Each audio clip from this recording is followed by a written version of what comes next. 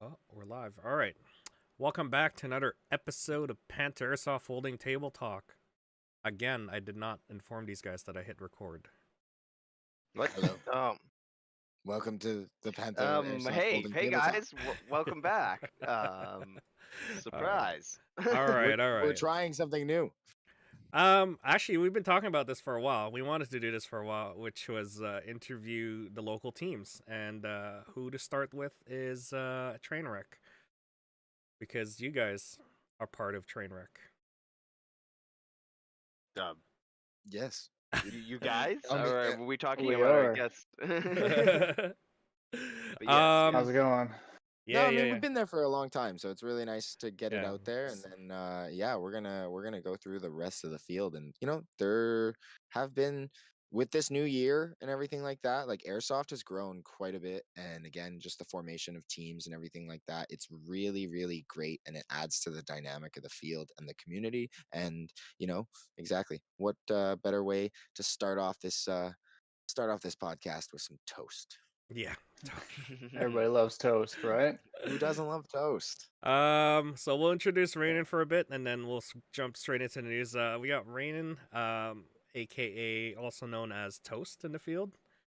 So we picked him because, you guys picked him because he was the closest one to the founding members of Trainwreck. Is that correct? That's what you're telling me. I'm not too sure, but Closest OG available. gotcha. Okay, well, if I were to break it down, I believe, well, Toast, you're number 5. So of the original 10, that kind of like Correct. when you guys, yeah, originally kind of came over because you guys were still running and gunning before as a group of friends, but it Yeah, was yeah. it was a less well, it wasn't a Less well-oiled. organized. Yeah, it Yeah. wasn't a All right. well-organized thing. And So then we'll jump into Sean, that in a bit. Let's just get this stuff out of the way, or formatting out of the way. We're gonna start off with Mac with the local news, and then Hello. after that it's gonna be airsoft news. All right, Can let's I- go. Let's go. Can Let's I go. not? Can I not get it like rolled into that? I'm just saying. I feel like I want to be part of the airsoft news. Like like I mean, I just can't. You can't say that and not. Okay. Okay, how I'm- about Airsoft news starting with back with the local news? All right, let's go. Let's All go. Oh, my All right, goodness. guys. So okay, unfortunately for this upcoming weekend, bearer bad news right away, guys. We do have film back, so a majority of the field is taken up again with a lot of the active movie sets and everything like that. Everyone's been great and not touching or breaking anything, which is very thankful. But again, the field is gameplay is going to be restricted over to across the river on airsoft side or paintball side or the far side. So we will have gameplay there, and then obviously numbers dependent and stuff like that. It comes down to if we have a small enough numbers thing and we can keep distancing and gameplay, we might be able to open up city. But for those are like, and as well as the ASG range is open in the back. So if you guys want to be testing your guns, ranging them in and such like that, that is open down there. So we have those 3 options, two and a half options. Okay. And then other than that, guys, we still have our current COVID protocols and everything like that. So guys, we ask you to please make sure you're wearing a mask at anytime you're outside your vehicle or you're not eating or drinking something.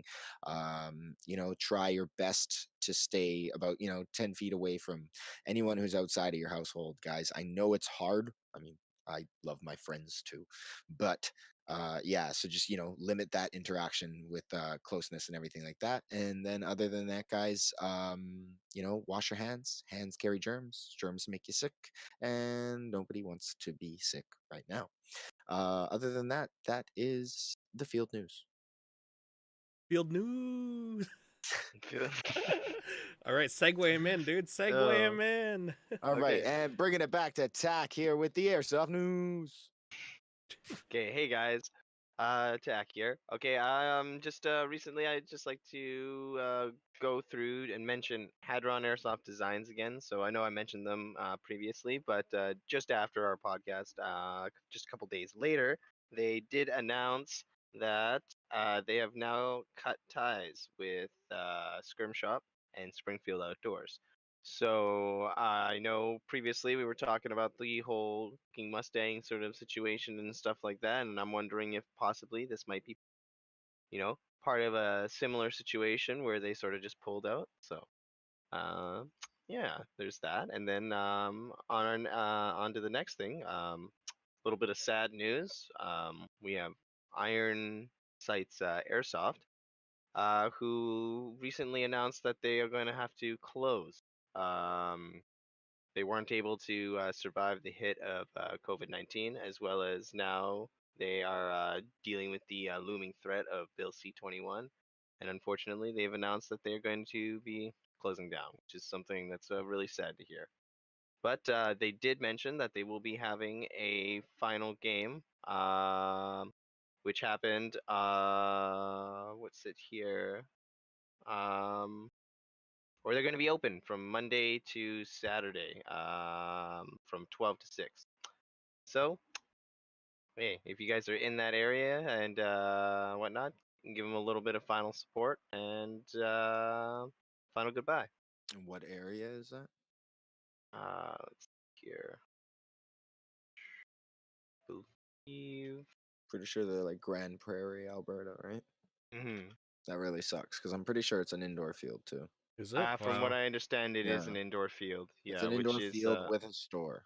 So yeah. So it's Dang. Grand. yeah, Mm-hmm. Yeah. unfortunate. Which is unfortunate. Very, very unfortunate. So Yeah, it's like Thunder Kiss. So with that, When it goes that's all I open. have right now for the Thunderdome. news. I Yeah, know, right? the God, Thunderdome.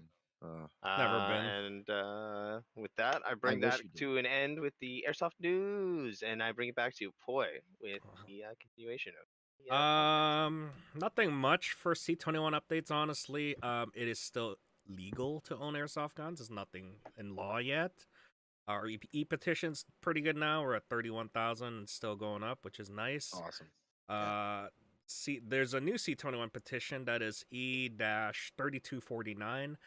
This one's closely tied to the firearms portion of it. A lot of it is just trying to take down C21 from the firearm owner side. So if you're into that, go right on ahead and sign that petition as well. I'm sure two petitions is better than no petition. Yes. Yeah, no new updates. Still, I would recommend you write to your MP and try and change your wording a bit, because I think they're getting to notice that that airsofters out there exist. So they do read through it and change the wording on your emails. Don't send the same one, because that'll probably filter through. So just keep bugging them, because their secretaries and folks who work at the government do read them. Other than that, let's jump straight into it. Rannon, sorry, we've been like making you wait down there for a while. All good. Just Just heating up in the toaster. heating up the toaster. So that's probably one of those things I'm gonna ask later on. Is your call signs, but I have a little story for that later. But let's introduce Rannon here, aka also known as Toast. So like, why the name Toast, and what's your position in sort of a train wreck in this whole thing? Oh man. Well, toast is a long story. I mean, does stem from my gamer tag, which is way worn toast. So toast has been long forgotten and lost along the way. Somebody with stale Which is bread. yeah, which is an even longer story. But when I first started playing a Panther, running with Shit Show way back in the day, I was I wearing the skull remember those mask and guys. I remember That's those right. yeah, guys. Wow. I think and this is way so before Mac and Tac were even around for yeah, that. So I remember you guys literally all the way at the end of the parking lot there where the tanks that'd like be it. used to Yeah, be. And then I as remember far away as we could I was be. set up on the other side with my team closer to Elliot's little shed there before it was there. That's where I set up. So I remember Yeah, you guys being out there. I think it was what is it, John and who else? yeah, it would be like Mm. John. I think Randy was still Yeah. there. Coyote. Yeah, no, that Who was. was? There's a couple of guys that aren't around anymore, but But you guys grew yeah, pretty out there with big those anyway. guys. Yeah. Anyway, so Yeah. I wasn't talking about the team. I wanted to know more about you. Go. Sorry, go ahead. Yeah, but I was saying, well, I used to wear that skull mask, and they called me Skullfucker for a long time, and I thought Toast was a little bit more acceptable, It's I a little bit respond well more to Toast. friendly. Yeah. Yeah, that too, right? So, So you're talking about uh, that skull mask. Is that the one where you had that lower skull face yeah. with the machine I can, gun? Yeah. So I Oh, pulled he's got props. Oh, Oh, he's he's got got props. props. Oh shit. I've pulled up the photo here of him as well. I think it was Oh from yeah, the he Trainwreck got it. Instagram. Yeah, that's the you with the Mm. minigun, I believe. Oh, Uh, so good. yeah, The so Juggernaut the days. Juggernaut days. Yeah, look at This that. is the one. Yeah. So yep, The that's it. OG Toast mask with the gold tooth and Great. all the airsoft holes have been filled. So you've been Teeth gone shot. out. You've been shot in the face with that thing. Then. Yeah, I like to be up close and personal with my enemies. So, So is that your own personal play style, or what? yeah, I like playing pretty aggressive. Like in the beginning, I actually ran a pump action shotgun, a little I do 870 recall. spring. Yeah. Yeah, pistol grip. So that was fun. And then I'm sure, as you guys know, the ARP-9 was my baby for a long time. You did Yeah. juice that thing up. Yeah. So I think this I was. I think this was after shit show too, wasn't it? With the ARP-9, wasn't yeah, it? yeah. The ARP was kind of right at the beginning of Trainwreck actually when I just started, really Ah. playing and Mhm. playing regularly and that kind of stuff. I needed something that was gonna pew a little faster than the shotgun. So So, like, when was it that you realized that airsoft has become part of your life? Was it forming a team originally back then with the original team that you had, or was it with forming the um, new team, or was it just like something that happened, or? I would say, you know what? I think it was Milsom West for me. I think that's where kind of the brotherhood really clicked, and there's obviously that camaraderie and the stories from the first event, right? I'd always wanted to do a Milsom event, and so that was Trainwreck was the catalyst that led me to that. Mhm. Mhm. Because as So you can see behind you, this isn't your first time LARPing. no, yeah. So I'm well versed in So, live action role playing, and obviously not just with guns. so I've pulled up a photo of you looking pretty badass with that M4 in Milson West. Looks like steps. I'm guessing Yeah, very Surge of dried the out Steppes. grass. Yeah. That's the one. Yeah, Yeah. So this is when it all became like airsoft has become part of your life. That's what you're saying. yeah. Um, That'd be it. Ah. So in terms of like other than airsoft, what do you do outside of airsoft? Is it do you just like Uh, what do you work? Do you as far like as hobbies or just in general? well, we were just talking about your LARPing stuff back there. Yeah. What else? What else do you do for hobbies? What do you work? You know, if you want to mention that. Yeah, I work as an aluminum fabricator, so that keeps me busy and in the shop. My other hobby is probably my car, the Juke, which I'm sure if you guys go to the field, you've seen it. Mhm. It's Mhm. a very unique car. Love it Yeah, or it's hate just it. like your ARP. No, it's just like your Yeah, just ARP. like the ARP. Wait, what Uh, vehicle are we looking at here? This I have Nissan a Juke. oh, the Juke. Oh yeah, Nissan Juke. Yeah. that thing was the best. That Oh that god. that baby got Is his that the place. Oh. square vehicle? Oh, it No, ain't that's square. the Cube. That's the cube. Okay, Um, I'm not too sure what the Juke is then. I'm not, I not a can car always I can guy. always send a I picture mean, in the chat there for you, but I don't even know how to describe your car, Toast, because when I see like stock Jukes, I'm like, you're like, ew, gross. yeah, Yeah, I know. it I'm kind of like, looks like that's, a I'm like, that's what it frog looks like. almost. I know, right? Like, Big bug-eyed Nissan headlights, and Juke. Okay, I'm gonna pull up just a stock photo of it. you Oh, gotta look okay. up the Nismo. But I've seen this vehicle. Yes, so this is what it so yeah, looks like. that's Yep. my other side hobby is that, and play a lot of Battlefield. Um, if I'm not at the field shooting people, I'm in real life. I'm at home shooting people virtually. So Okay. Um. So let's just jump right into your team, Trainwreck Airsoft. Now you said you were part of a previous team before, shit show. I think Yeah, much of the name to me. I think I understand why you guys changed over to Trainwreck. Was there any other reasoning why you guys went to Trainwreck? well, I mean, Shit Show was exactly that. It was just kind of a group of ragtag guys Yep. who were all playing together. And John, or Tomahawk, as you guys might know him, had had this vision for a very inclusive community, less a team, right? And so he kind of pulled me and a couple other guys and said, "Hey, I see you guys out here all the time. You're good to play with. Um, I want to make something of this." So, and Mm, then he wanted it to be approachable by all ages, so that was the change in name from gotcha. Shit Show to Trainwreck, right? Yeah. Well, it's much approachable now than Mhm. Yeah, and just inclusive, right? Yep. So So that's a little bit of history behind that. So John is one of your main founders, if I'm not mistaken. yeah, if not the original, the OG number one Yeah, he's behind it number all. uno. Yeah. Mhm. Yeah.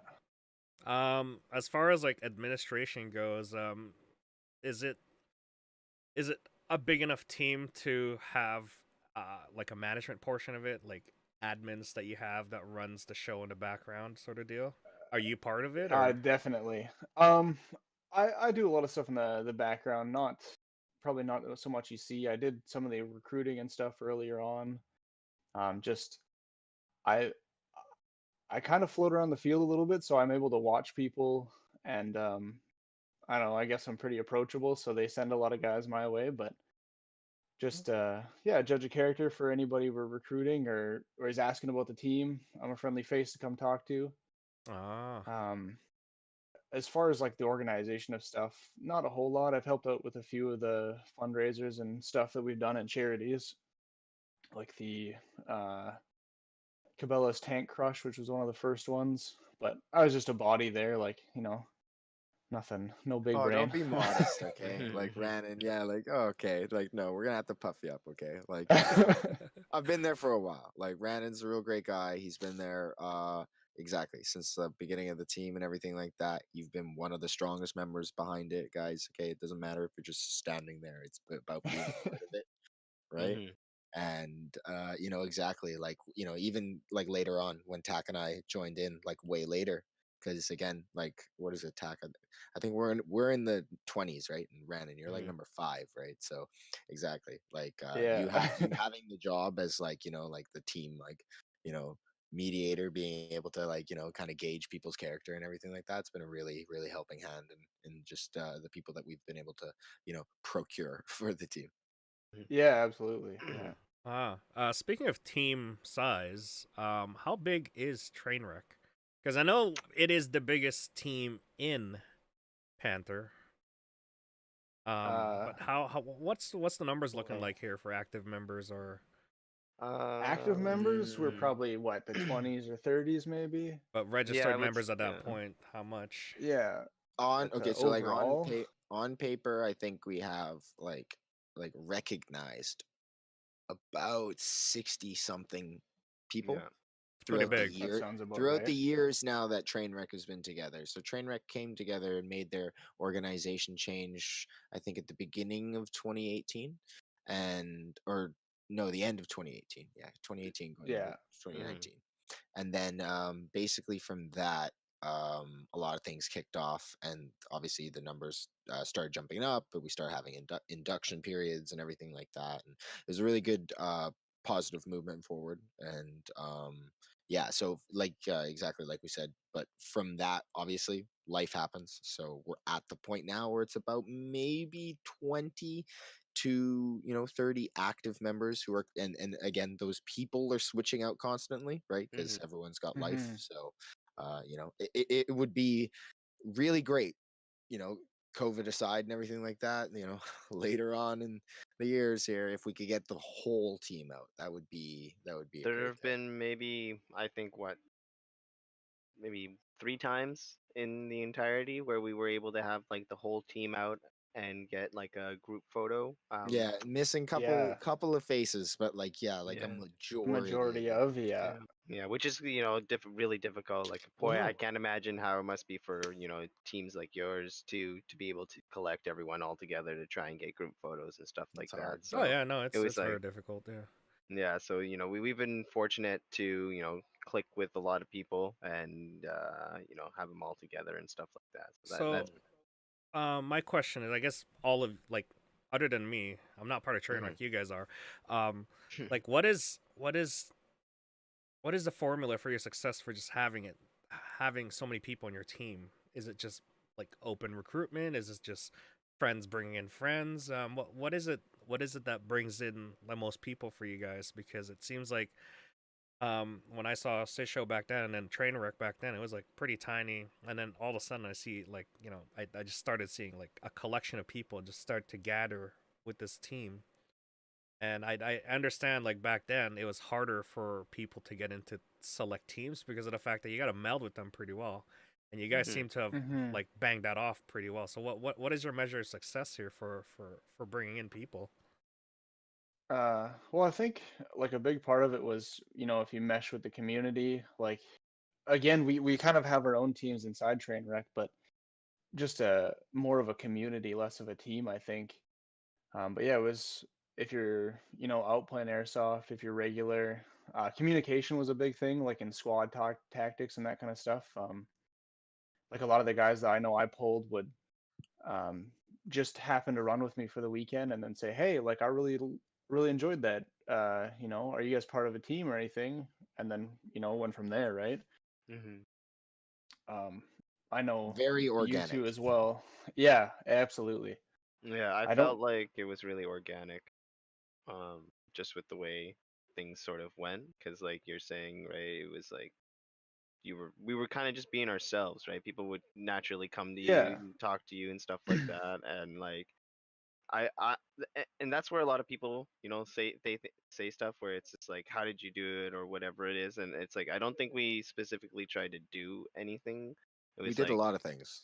yeah, yeah, and we were also ourselves, and we're approachable, and I think that was like a big success. And I know like for me coming onto the team, like I know Toast being there was also like a big key factor for myself, sort of wanting to stick around and stuff Yeah, like that, me because too. I was able to click with him really well, stuff Mhm. like that. Like he said, he was a Battlefield player, and for me, being a gamer and stuff like that, it was definitely Played we're on hmm and off the yeah, field. Yeah, well, exactly. exactly. We were able to yeah, click from there and stuff like that. So I feel like yeah, very organic sort of uh growth.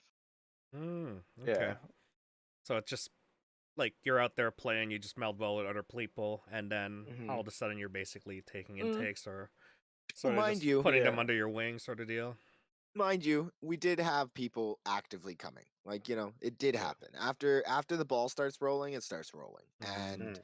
um I'm not trying to throw Toast under the bus here, but he's a very personable person, so we kind of just threw people at him. So it Yeah, was there was really definitely a time yeah. of expansion there for sure. Maybe we Yeah. couldn't handle as many as we were bringing in, but it happens, right? Well, it was good, and honestly, it was again, it was the thing about it, like you use that word again, organic, right? Just because it wasn't like we were doing anything, we weren't actively going out and trying to like bring people in or anything. It was just all these people that really, kind of saw the team, kind of become a club, kind of become a community within itself and everything like that. And that's really where I loved, the direction that we went and everything like that with the team, just because again, it's a lot more than that, right? Hmm. Because exactly how Poi's just gonna poke and prod you for a couple more minutes here, Rannon. It's just, there's so much more to airsoft than ordinary people realize, right? Yeah. Oh Exactly. yeah, You know. it's And it's a big community, it's a big team sport. well, yeah, It's so exercise, it's everything. like a chess Hmm. game too sometimes, right? Your squad tactics, that kind of stuff. Mm. Um, So but in terms of you as a team, what is sort of your main motto or things to push forward, like agendas in a team? Is there any sort of that you have? maybe not me personally. I would say these two are more of the brainchild, I think, with poking and prodding Trainwreck in a direction and keeping the train rails pointed, I towards mean, something bigger and better. you can only lay down so many tracks. You have to follow a path, right? Hmm. Hmm. Yeah. analogy Oh, of a train wreck, I guess. Yeah, well, Or exactly, carve your own right? path. I don't know. Yeah. Where we're I just going, shovel we don't coal in need the engine, you rails. know. Yeah. Yeah, You're just I a think we left the conductor tracks a going. long Yeah, time oh my ago. God. Long time ago. Yeah. So, what is the direction you're heading to then? Sort of like what is it that the group's looking for? Is it, I guess I'm talking about recruitment at this point, but when it comes to people, what are you looking for? When it comes to what the group is focused on, what are you guys focusing on? That's just what I want to know. I think like a big part of it, I mean, COVID obviously kiboshed it this year and probably even Mhm. next year, but the Milsim group, we're trying to build like a solid platoon of people who wanted to take the time and the money to go to multiple events, you know, in a year. And Mhm. that was one thing I was really looking forward to was hitting up more than one event.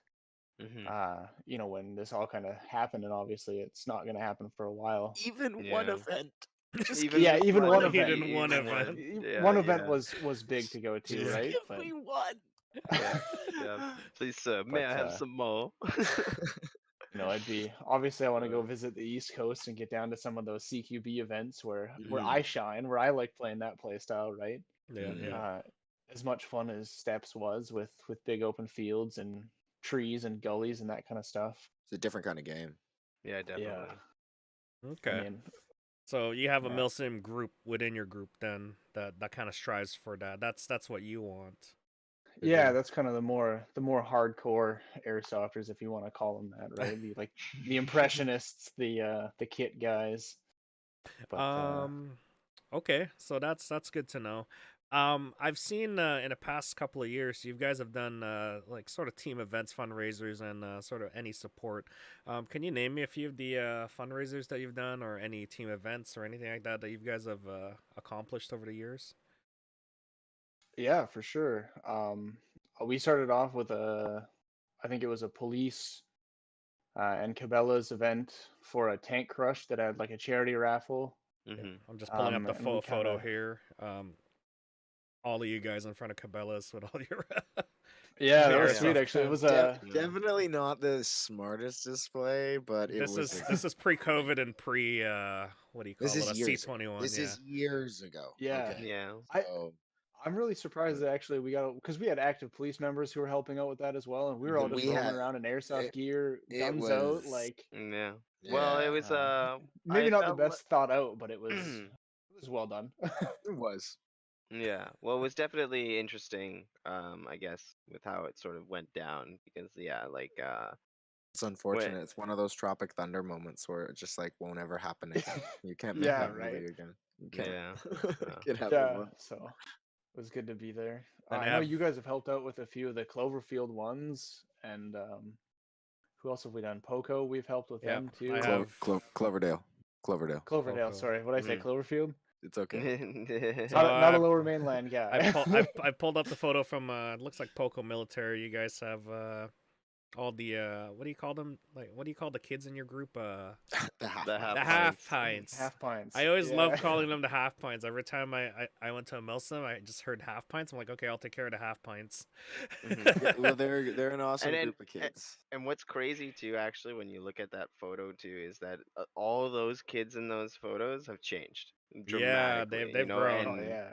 and that's I think also one thing I'd like to highlight too that I really sort of enjoy about the whole thing is just watching sort of the growth of a lot of the kids, just because like you said, Poi, right? Before in some of the previous episodes where you've seen someone grow and you played with them and then you watch them succeed and just not even just airsoft but with other In things and life, stuff yeah, like that. yeah. And I it's like You're shaping kind them of to a like positive direction. That's what you're doing. yeah, Yeah. exactly. And Yeah. that's one great thing I feel like about having a team dynamic and sort of like a great community format is because you're able to sort of like rub off positive influences on people and stuff like that and be good role Mhm. models, stuff like that. Not trying to go out playing outlaw sort of like airsoft and stuff like that, and then people find out it's just like, oh, you're associated with this one thing, and then it's just like, oh, okay, well, these guys are not good. These guys, snowball effect and stuff like that. So that's why it's like positivity is like a really good thing. Since we're talking about the half pints, what's behind why was that name chosen? I like it a lot. I just want to know the reasoning behind it because you guys have like the most kids in a team as well. We did bring a bunch Yeah. of children into. Yeah. Yeah, so Not children. I'm guessing A there's a bunch of reason young players. you put them bunch in a of young players. category, right? I feel like they kind of just sprouted out of the ground. Uh, All of a sudden you're like, whoa, where'd all these kids come from? yeah. So suddenly, did- you know, it you're did- playing, it and did then end you up have a like group of that. children with you, and you're like, wait, what? Where did you Yeah. guys come from? Honestly, they make great backup. Yeah. They're fantastic. do. Well, and they They get really do. they're They just they energize can run the full game. tilt and be below all the cover, right? Under the cover. I know, right? I wish I Like, could do that. they're, My like, back not hurts even just bending crouching. over. Yeah. People underestimate that so much. You know, you can be as tactical as possible, but you cannot beat a 4 foot 4 foot tall child running at full speed, hiding underneath the cover without having to bend his knees. Oh, Yeah. It's dangerous. You're playing with your And that's life there, sneaky everyone. too, right? Oh my god, it's Yeah. ridiculous. Like the amount, like I love. That's why I love playing with the kids sometimes too, and their enthusiasm. Like like, and I swear to God, I have never ever seen a child under 15 complain about getting shot. They will Mhm. Oh no, always they're always take their excited hit. about it. They will take their hit and they will go back to respawn, and they are coming back. They are coming back. Like full tilt. It's so great. Yeah, they're coming back with intent at that point. Oh yeah, absolutely. exactly. Every respawn is a lesson learned. So You yeah, hope, you hope. plenty of kids out at the field. Yeah, I do see some of them with literally Trainwreck patches on. So good on you guys for taking care of the kids. Being myself doing that back in the old days before Trainwreck, I was taking care of kids back then too. So it's good to see that the tradition still goes on. Making sure that they do everything properly in terms of airsoft, right? Yeah, we were talking about events. Was there any Milsim events that you guys attended to? You said Milsim West was one of them. As a Yeah. team, how many times have you guys gone out into these events? Just twice. What did we do? 2018 and 2019. Yeah, well, so We went to as a team Milsim we did West. that. Yeah, Yeah. and then unfortunately, you didn't make it, but your gun did. Yeah. Which we loved you for. He missed Oh, Crossfire. to Crossfire. Right? Oh, I know. Why did you miss Like, Crossfire? we wanted him there so bad. I think I had prior engagements. I honestly don't remember why I missed Crossfire. I if I remember But, correctly, I've been it was I've been kinda messed up. shamed for it. So I mean, you should don't be. worry, man. Yeah. You should miss have a been there, Milsim. right? I had to be there Yeah, for the yeah, boys. Don't yeah. worry, man. No, the But don't gun worry, held up. the gun held up and saw- it served its yeah. purpose. Exactly.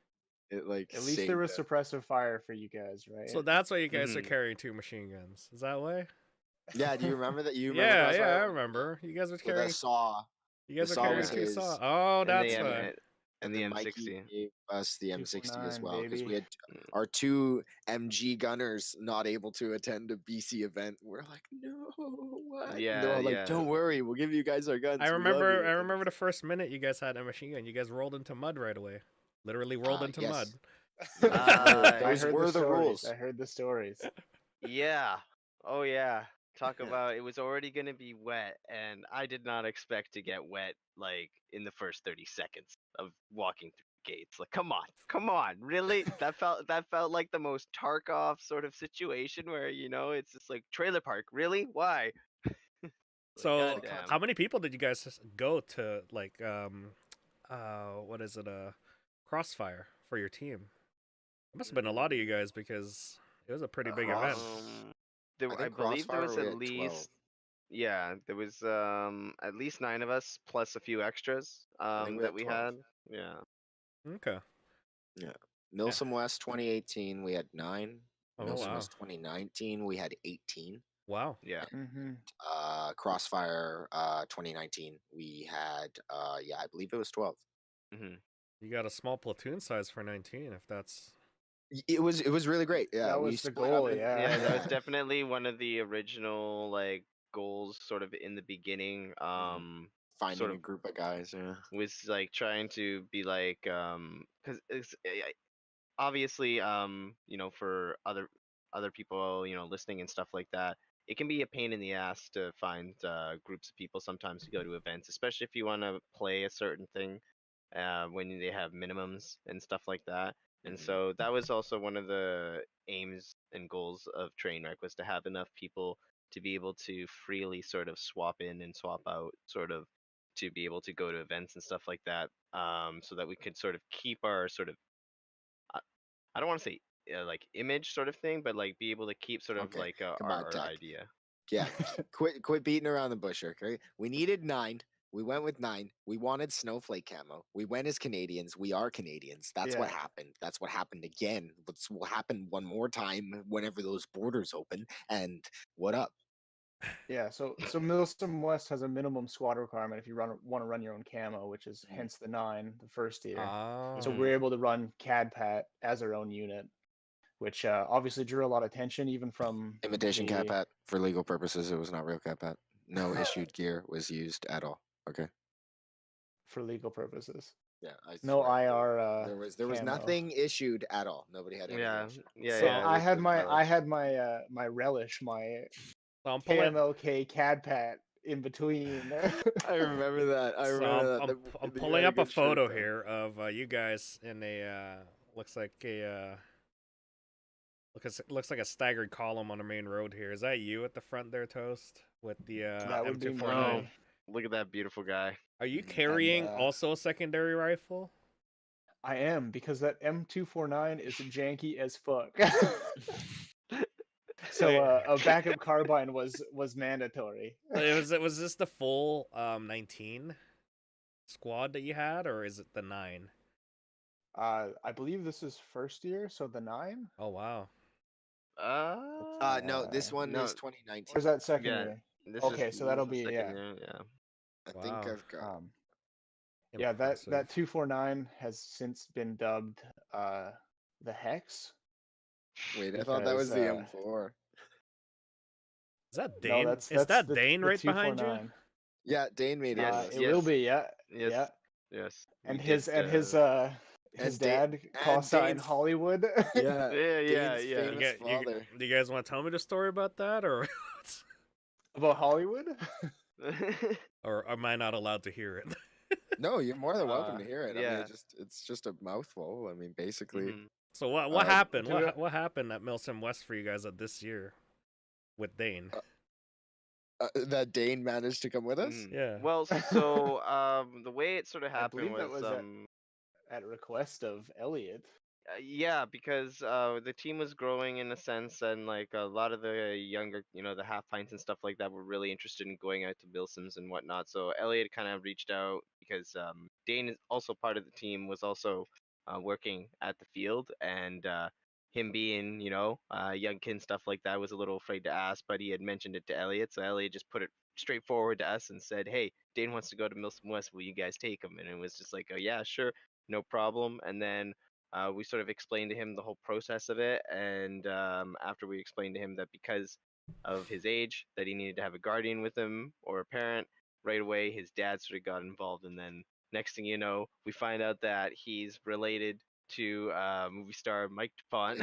That's his father. His father Yeah. is. So Who's played several great roles, including one of my favorite old school TVs, Stargate SG-1. Yeah, Yeah, I know. there you- Yeah, runner, man. yeah, so Making an we appearance back in Atlantis. Yes. Yeah, so Yeah. he kind of like snuck in there with that. So like Dane came with us, and then we had a movie star sort of, sneak in with us to come to one of these events, which was like really, really kind of like a cool highlight of that Yeah. event for sure. We didn't have to teach him anything. No, he was a great guy Who, to hang Mike out or with. We Dane? were really Mike. chill. Oh, Mike. Okay. Both. Dane was cool too. He was like one of the best medics I've had on a team. I think Yes, he was really good. like you'll never see someone dolphin dive more than that guy. Yeah. Dane was 110% the whole time. Oh, Yeah. awesome. I heard there was an incident that happened with Dane there, like someone losing Dane. Oh my god. Okay, can I tell this story? Because this is good. Go for it. Go for it. Yeah. No, so basically what happened was because no, Toast, you weren't on my fire team, right? I think you were on the other fire team with No, Jordan sir. I and was stuff like that. with Jordan and Dez and Yeah. So so we are going. It's the last day of Milsom West, so we're going on this just giant assault on the Russian base and everything like that, and we're going up Hamburger Hill at Steps, Poi. So you know where we're going. So instead of taking the road up on the right, the entire like Canadian side gets told to take the left side, and we have to basically go up the left side of the mountain which is just encased in bunkers and everything like that. So it made just for the most beautiful oh, bunkers. it just made the most epic push because the Humvee and everyone was taking the road, but they were taking it so fast that the bunkers and everything were also getting like shot from the back. So they like were just panicking and scattering. So basically there are bodies and people running all over this hill. There's blank fire going on. People are like falling and LARPing and pretend dying. And Dane is doing his job and he is reviving people and just running. And this is where the dolphin diving comes from, because I swear to God, I never saw Dane just like dive so hard. And then basically this assault is going on, and you know how you have lulls in the firefight, Yep. obviously, right, where you yeah. So in this moment we've lost Dane, and Dane is part of my fire team with Mike, and Mike is going, has anyone seen Dane? Like, where's Dane? And at the moment, obviously we are not like, cognizant of what's going on here. We're just like, no, we need to like push the objective, we're going, like, and then like that was a fault on me too, because it's all like, oh God, this is a guy in my squad, I need to like do a man count and everything. But I knew Dane was like reviving people and would catch up on us, and like, Yeah. but I swear to God, this is like out of a movie. And Dane, like Mike was like refusing, like, no, like I'm not gonna listen to your orders to keep pushing forward. Like, where's my son? Where's my son? And then he just started This is a turning around, movie. and it was like, Dane! Like, he found him. He found him. It was great. Oh, it He was was just good. down It the was hill good. reviving some other friendly NATO forces and restocking on water. And then again, we all got together again and continued to push up the fall. And oh God, that was such a great moment. Like, we're all standing there too, and he's just like, no, I'm not going forward, Dana. Like, Movie idea: Saving Private Dane. yeah. isn't that his name in chat? I swear to God. Yeah. I believe we My nicknamed him gosh. that after that event. Mm. That So was great. it was That a fun that was event it. then. It was a fun event for the team. Very memorable, at least. Yeah. I think we got more memories coming from the first one now. Actually, one thing I'd like to highlight and question Toast about is your first event.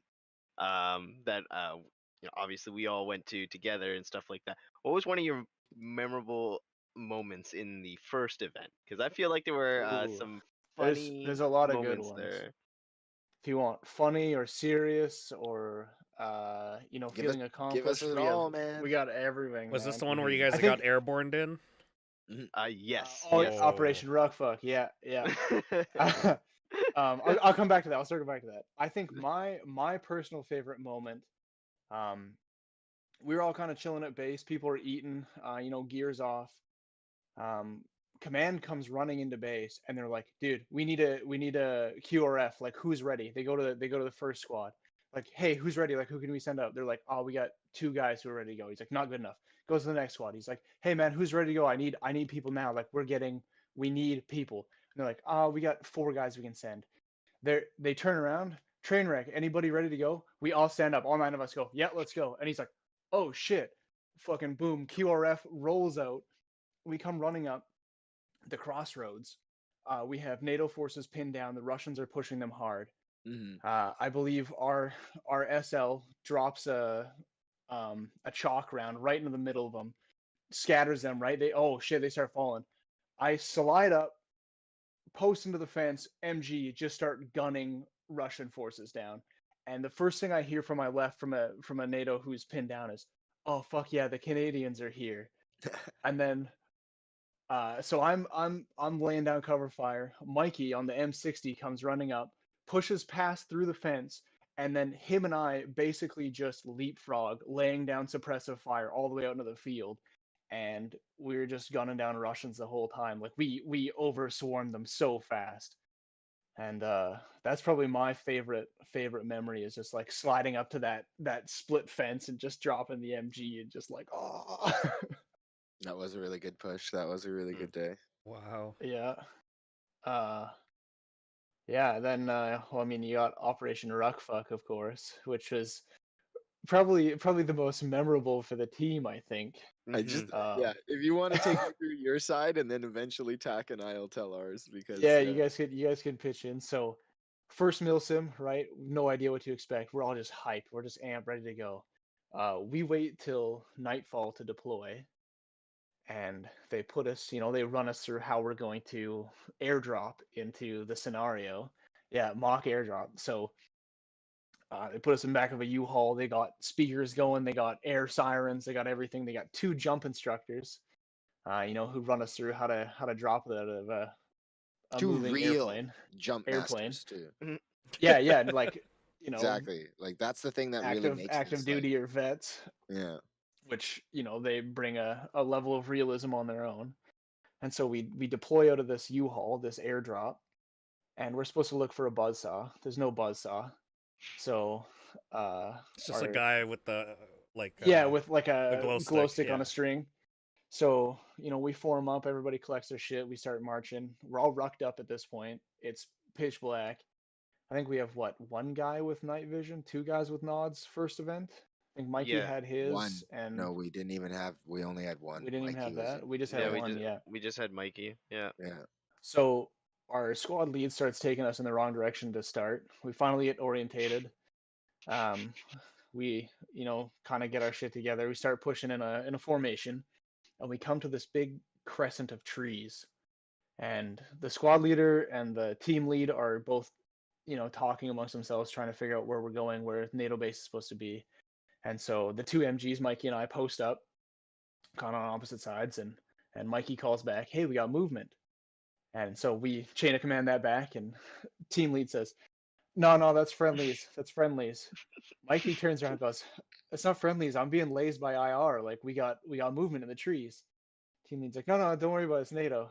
And then next call out from team lead is, "Hey, we're gonna push into this huge open field, into this crescent of trees."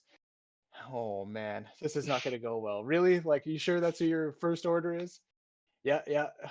All right, so we start pushing. This is what We we're get doing. we get basically to the middle of this crescent of trees, right? We're smack dab in the middle of the field, Killing and field. 180 degrees of machine gun fire opens up around us. People are dropping. There's tracer rounds. There's flashlights. There's IR going off. It is hellfire, and all of us drop and all that, right? I was paired up with Utah from the UMG group. Mm-hmm. Shout out to UMG guys. Yeah, miss those guys. Yeah. And so we drop. We're rucks in front of us. We probably back crawled 200 yards out of that field with our rucks in front. It wasn't for the first 120 yards where Utah looks at me and goes, "Why are they still shooting our packs? How can they see us?" And then I roll my pack over. Well, I had attached glow sticks so we could see where our bags airdropped. So the whole time they've had this moving target to shoot at of these like 5 glow sticks. So we start hucking glow sticks off, right? Like we're running. Finally, the MG fire on us dies a little bit. Oh And man. then, After belly crawling for like 500 feet. back crawling and dragging our shit. Oh my god. And then I mean, I'll cue you into this in a sec here, Mac.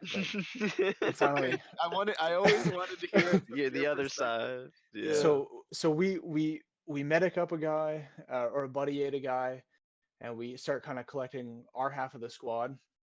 I was with UMG with oh shoot, it was Leah and Jake and who's the other guy? Riley? Ju The Young? main Ju Young. Oh, Yes, Ju thank Young. you. Yeah.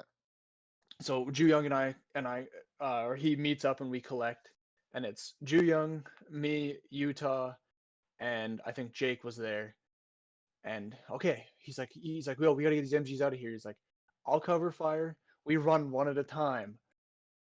All right, cover fire goes. I pull out first because I'm the MG, and the bush that I'm running towards opens up with fire, and I go down, and then I see Riley go down behind me, and then I hear, oh shit, are you guys NATO? Please tell me you're not NATO. And that's when Mac comes in. uh, Okay. so Mac. Yeah, that operation, that was that airborne insertion was great. Yeah, exactly like Good like stories, Toast good described. times. Yeah, it was really great. But just to clarify and stuff like that, it was hilarious because when we were jumping out in our chocks through the back of the U-Haul, the jump master was joking, but I'm pretty sure he was serious when he always said, sometimes you land in the wrong drop zone, and then next Yep. thing you know, I'm like green light and I jump I out into the dark night and I can't see anything, right? Like it was so funny. that But was horrible. Like the last thing he said is sometimes you guys get dropped in Sometimes the the drop wrong. zone's not right. Yeah. look So for the green buzzsaw. yeah, so then we go out, and then exactly like Rannon's saying, our squad lead and everything like that at the time, he was subpar to say the least, and he just kind of refused help, and he was so dead set on like making sure things were done his way and everything like that. So we ended up going in the wrong direction, and then when we finally get orientated, because he's realized that we were not going in the right direction because there's no green buzzsaw, he turns us around. We start getting orientated. So okay, we're going in here. But now, obviously, this has been time and time after the insertion. So like anyone with night vision can see these idiots walking around this giant open field with rucksacks, Yeah. right? And so exactly like he says, we are coming up. Finally get orientated. We're heading off into the right direction, and we come into this giant open field. And exactly, there's like a crescent moon of trees on the top of this ridge line, and exactly. Every one of us was going in there going like, this is a No, terrible please no, idea. please no. Like, I remember saying like, can we go to the right? Can we like hug the Yeah. trees? Like we should use the trees as cover. No. We're going to push through this field in a line formation. Everybody Well, together. We're going to go. We're going to go straight Nothing's forward. ever gone yeah, bad with that idea. and Those what are was worse friendlies. too was that they were so close that we could even see some of the guys' IR floodlights because some of them were so low quality that you could actually see the purple hue, or they were like Yeah. super powerful and you could see them or whatever it was. Whichever the case was, It like was we could see blinding, yeah. that, we relayed that, we saw movement, same thing. Man, you Well, and couldn't then I write that, mean, man. and then Like, when all squad hell lead broke orders loose, go, right? So yeah. and when all hell broke loose, that was hilarious because everybody just went every which way. People were falling oh left yeah. and right, pretend dying, and it was horrible because like a bunch of our guys just got smoked. And then, yes, I back crawled, and I found myself alone, and Yeah, I got I split with Mac. Yeah, that was You're exactly. the other thing afraid. too. Yeah, Yeah. I was alone, and there were so many people around. The Russians were coming out and starting to like search people and like like finish move, bang bang. Like, it's like, oh my god, this is terrible. This is my first milsim ever. I've jumped in. It's like 11 o'clock at night. Like All you hear is really bad Russian and them coming yeah, after you. You yeah, see the exactly. Yeah. lasers and everything. Yeah, Like, oh my gosh. and so basically I got my rucksack. I've dragged it back. I'm like alone now, and there are just rucksacks everywhere from this like just abandoned rucksacks. Everyone just ran away, right? And so I'm sitting in it under a tree, like in a tree well, and I've got my rucksack. I was like, okay, I've got all my stuff. I've got my gun. Like I need to try and find my friendly forces and everything like that. And the next thing I know, because I had just gotten there too, Toast, it was so funny. The next thing I know, I've got like 3 guys just running in front of me, like running full tilt at me. So I'm like, oh God, what do I do? What do I do? What do I do? Okay, no time to think, right? So I just like bang, Shoot bang, now, bang, bang, ID bang, later. bang. And then so like 2 of them fall, one of them takes a dive, and I start fighting him, and then he dies. So now I'm sitting there and it's all quiet and they're all like, well, that didn't work and everything like that. And I'm just like, oh my God. Of course, like no Russian accents. I'm like, oh my God, please tell me you guys aren't NATO. Please tell me you're Russian or something, right? And then like Toast recognizes my voice right away. Mac? And he goes, Mac, are you kidding me? And it's just like, oh my God. So I jump out of the bush and I go and buddy aid all of them and get them back up. And then Ju Young at the moment kind of was a lot better at the navigation and everything, and had orientated himself to where we were and where we were supposed to be. And as soon as the 4 of us were up, we just wheels up, let's go, and we just Yeah. high gunned it back to a spot where NATO was better organized. Yeah, It was a yeah. little bit more set up. Yeah. Yeah, Yeah, like Tack, I Uh, didn't find you until like 4 a.m. well, it took probably a good hour and a half, 2 hours, I think, for everyone to sort of reconvene after the initial sort of breakup point from the awesome ambush that the Russian forces sort Oh, it of was great. set It up was and stuff great. like oh that. yeah. We No, it wandered was well right done. into it. Yeah, cohesion went out the window immediately. Like Yeah, all well, things. and So just a little undisciplined backstory. and Exactly, and a yeah. little backstory on the from the Russian side because I had a friend on that side. What he had told me was that they had been given a leaked intel, quote unquote, right through their command channels that there was going to be a drop somewhere in that area or something like that, and so instead of their guys just you know doing what some guys might do, which was like be lazy and maybe set up something back at their base. They decided as a whole group to just be like, let's go right now, all rucked up and booked it to where we were possibly going to be. And apparently they had got there before we were even going to be there. Laughed that they got to our drop zone before us and just camped and set up there beforehand and just waited for us for that entire session. Mhm. So Oh, it was they were well dug in. Yeah, yeah, it was so a hard fight that night. it was really funny to find out like from all the different stories about how that whole situation happened. So that that was a great event, Yeah, especially sounds being like the first one. sounds like you Mhm. guys had a hell of a time at Milson West, especially for a team that size Hmm. too. And this is only for the Yeah. first year too. Yeah, so this was Oh 9 yeah. of us, There's and yeah, this was our first event, and it was really many great. more stories absolutely from that first one. How hectic? How I don't think hectic there was it? was a. Oh man, first night was No, no. absolute chaos. I mean, as far as like logistics wise, taking a team there, how like Uh, hectic was it to get an entire team over there? well, I was a last minute. I think what day before, 2 days before replacement for somebody who dropped out last minute. I was very last minute. Hmm. Uh, Well, you were I on the went with a fence and you didn't know if you could go. Yeah, that yeah. too. I also Yeah. went with a borrowed gun. I didn't even own that MG at the time. Mhm. That was Hex Incident number one. Also was Ruckfuck because I found out after blind firing or not blind firing, but suppressing fire for about the first 20 minutes of that I wasn't feeding anything. I was just there for noise. It's okay. It's okay. Uh, It's the sound that counts. yeah. Yeah. So it wasn't that hectic then to get 9 people. Okay. Well, so Toast, I'm sure. I mean, you helped out because you were like he wasn't part of the like organization part of it, but like he definitely was Was one a of like key role in like yeah. Well, he helping was we my get guys staged. carpool. down there. He Yeah, was my we carpool. staged it at my place, right? I think there was Yep. 5 of you that came out the Yeah. night before, and I stayed Yeah. over at your I place the live night before. I live about 15 minutes from the border, so where we're meeting the next day instead of coming from West Van or whatever, it was a lot easier for some of these guys to come out ahead of time. Mhm. Ah.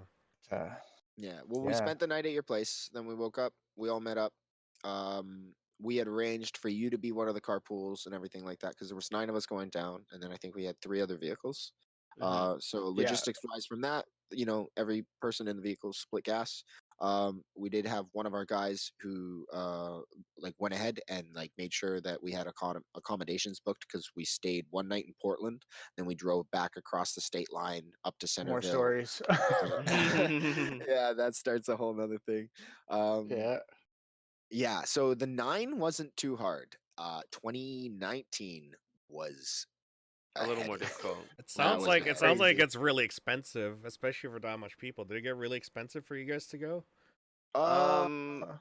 any I American event is definitely it's a heavy price, but I mean I'm not gonna say it's more expensive than anything else because it just depends on like what you're gonna do. Like I spent more in my second year probably at that Yakima food diner than I did Oh yeah.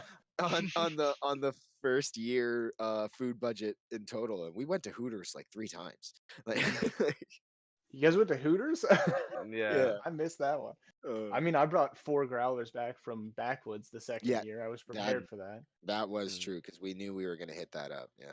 Ah. Yo, if you're ever in Centerville, Washington, go to Backwoods Brewery, man.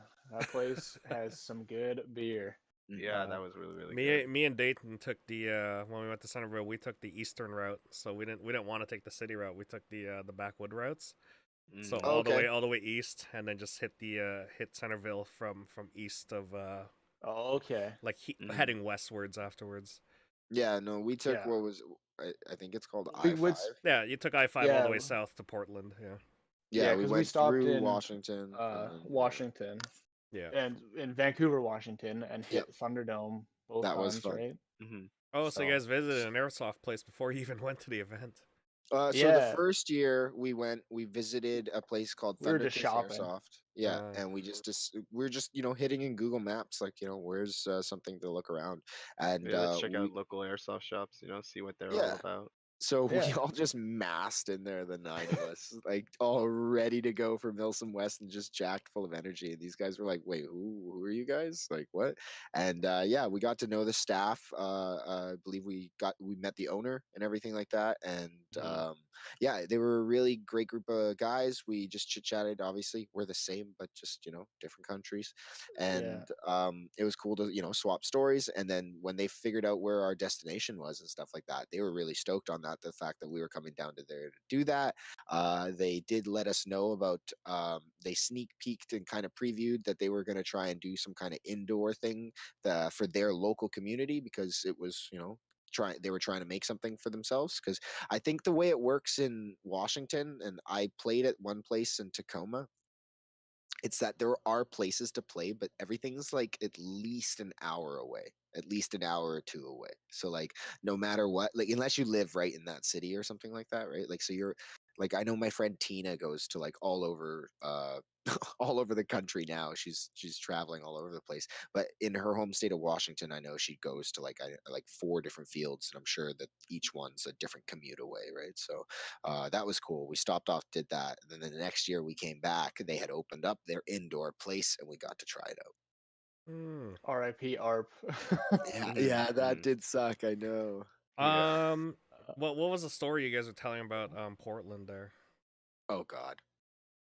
uh, Well, you brought it up, so you got to tell one of Yeah, yours. yeah. You're gonna have to say it. well, I You mean, brought it up. there was the convoy drive there, but the first year we had 2 hotel rooms with the 9 of us. So I mean, you can imagine the shenanigans that I Some believe there was really, some breaching that happened between hotel rooms it was some really in dumb, full. dumb, yeah, some dumb, I'm sure they yeah. don't watch this channel, but go ahead. Oh man, also wasn't there some sort of incoherent tactical reload session going down? In Oh the That yeah. hotel was that room. was funny.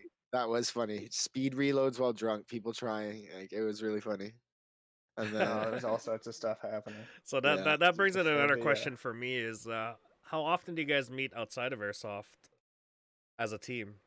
I'm guessing a lot. uh, not Um, really. Like, well, I I mean, okay, COVID depending, oh, but Yeah, yeah, before, yeah. yeah, you yeah. guys maybe more so. Well, you were there for the I guess movie we nights hang. all the time. yeah, and Yeah, like we do we, movie like, nights Sundays or before pre-COVID. The- yeah, Pre-COVID we did. I exactly. know a lot of the time frame has to like look back on that, because we've all been in like a year of limbo where nothing's been Yeah, normal, Yeah, where we right? haven't been Like able to do nothing's anything been normal. together. Yeah, Yeah, like exactly. somebody deleted that year out of my memory. I don't remember anything from Yeah, 2020. yeah, no doubt. It's still 2021. 2019 for me. Yeah. Hmm. Still Hmm. reeling in from last year, guys. Come on. Mhm. Yeah. Yeah. It's that meme with Um. like "Don't hurt me" meme. Yeah. It's like please. Hmm. Hmm. So, yeah, pre-COVID, you guys met up a lot. I've seen some of your guys' team events outside of airsoft. The Car Crush was one of them. Yes. Like Yeah. Poco was one of them. Anything else? Like for me, for my team, I usually do a one big meetup, which is basically the Christmas time. Do you guys do any of that Mm. sort of deal? I know So we've we. done like birthdays and Hmm. Halloween events and stuff like that. Hmm. Uh, here That and there. isn't at the field. Oh, that isn't at the field. Yeah. So Um. narrow it down We even did it. We further. had a D&D group going for a little bit there, but that Hmm. was chaos as expected. Mhm. Hmm. Yeah, I I mean, we mean, did have that giant New Year's party where we all went. Were you were there, right? When we went to Jolly Max. uh, no, I don't know if I was there for that one. I Okay, think I was in that night was nuts. Cranbrook, Yeah, it was. Yeah, yeah. Oh my god. hometown. Yeah. Hmm. Hmm. Well, I think yeah, when we think about like pre-COVID and stuff like that, there because of just like I get one of the great things about our team sort of is where so many people have different interests and stuff like that as well. So people are able to find a lot of common interests as well. Like I know, was it at one point a group of you guys were going hiking and stuff like that. I think I remember Toast, or was that Uh, I didn't do any of those ones just because they were in North Van, which is like A or I guess very, they were very like far Squamish drive for Whistlers where they were going. Yeah, it's like yeah. 2 hour drive for me, but yeah, there was a few of the guys doing some hikes. I mean, obviously, if they had to come out this way, a little further east, I for sure would be down. Yeah, because I know I've you're got quite an some, active guy. yeah, I got some hikes that I can definitely share. hmm upcoming And team. I know like you guys were saying too, the whole movie nights and stuff like that. I know charity events was also another thing that brought the groups together and stuff like that. But now that COVID's hit, it's really put a wrench in a lot of things. Like and you can't blame them. We're not all close family, so we can't all be hanging out together and stuff like that. So we're gonna really, I think we'll see how sort of everything sort of kind of turns out because like it's going slow. It's a pretty slow roll with COVID actually, now that you think about it. And I Yeah. guess that's sort of for most teams, I think it wouldn't be such a negative because of certain sizes and stuff like that. But I think that with COVID happening, it does put a little bit of a handicap on the size with the size of the team that we have. Mm. And with the size of the team, you Mhm. must have people that specialize in certain things. What are like some unique or sort of cool specializations that you can think of that one person stands out or a few of them stand out? Well, I mean, Mikey, being a machinist, if that's what you're talking about, like that, opens avenues for us with custom machining parts and stuff like that. He's really good about it, so Mhm. I think you're he, selling yourself a little short there, Toast. Guys, if you need yourselves what's it called, a gear stand, Toast is one of your guys oh to go yeah, to. yeah.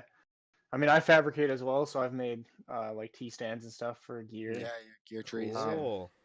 Mm-hmm. Wow, gear can trees. There you go. I can Mm-hmm. show one if you'd like here. I can pull one out. Yeah, no, Yeah, they're actually pretty decent. I'm yeah. not Let's gonna see. lie. Yeah. Like, definitely. It's a lot Pe- lighter and better Any place than mine. any other unique skills in the team that you can think of? Well, we Everybody's definitely got got a unique lot. skills. Yeah. Mhm. We've got a lot of, I mean, so basically the team has evolved a lot throughout the years, and it's grown from what it was originally kind of like conceded or conceived to be. Sorry, and because that word was there, uh, they And needed to PBs here. change their attitude. And oh, there's this beautiful gear tree. So Well, let's just talk about uh, that right Mhm. got now. all the Let's not talk about the past. got double you can see it here, double belt stands, so you can hook your belt, your And vest, your that kind of yeah, stuff on it. exactly. Awesome. There you go. That's a unique Yeah. skill to have. All right. Well, managing a team that big must be really difficult for you guys. So, is there like any tips for like teams that are getting into like the 20s for their team size? Because I find that managing big teams is not a thing for me. In fact, Mhm. I'm the complete opposite of managing a team. It's more like I don't even manage a team at all. I just let them do their own thing. So Mm. is there like a tip that you want to give out to people out there, or for other teams out there? Uh, communication. Mhm. Communication's a It's a big one. strong part of any team, any squad, any relationship. Hmm. You know, Mhm. I it think that goes a was long way, right? definitely something like that. That was a core value for sure. Was being able to just communicate with everyone. Communication, how, is in like being transparent, open, or is it more like Well, keeping up to when it date, or exactly. So Just like communication in for general, right? Like, Yeah. in general, but also Poi is asking like for when it comes to the team dynamic, especially like so for Poi, I'll answer your question. It's like obviously you need transparency of things and stuff like that, and decision making power. Sometimes you need to be able to kind of like make decisions without others being like aware of the situation, or just do it and then you also like let them know, right? It's a lot of give and take and everything like that. In a team this size, you have to designate roles and everything Mhm. like that.